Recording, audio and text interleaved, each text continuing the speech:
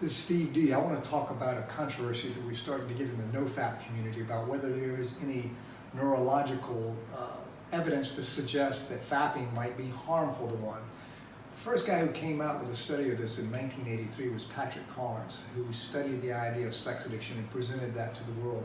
In subsequent books, he did Contrary to Love, and they talked about the neurochemistry. You can read about it by going on the internet and buying his books, or some of them are even downloaded free now in PDF form.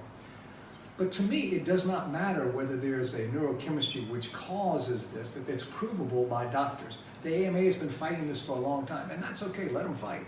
In the 60s, the AMA fought that cigarettes were harmful, and now we know very carefully, very clearly, in a very detailed way, that it causes stroke and coronary heart disease and things like that.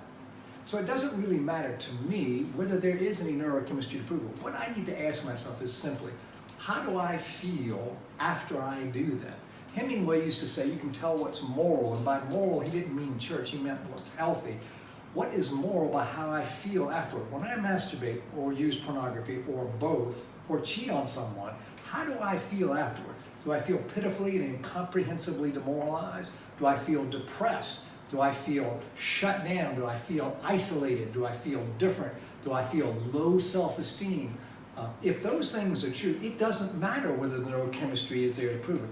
If that's harming my life is becoming unmanageable, and that unmanageability affects other people. It affects my partner, it affects my children, it affects my parents, it affects my employers, it affects my employees, it affects my friends, it affects everyone around me because I'm not able to show up for life. So to me, it does not matter whether the neurochemistry is there.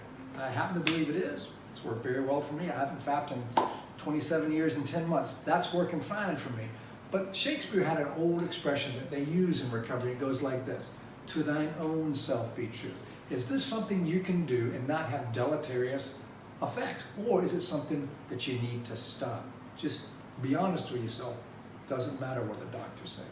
For me, thanks.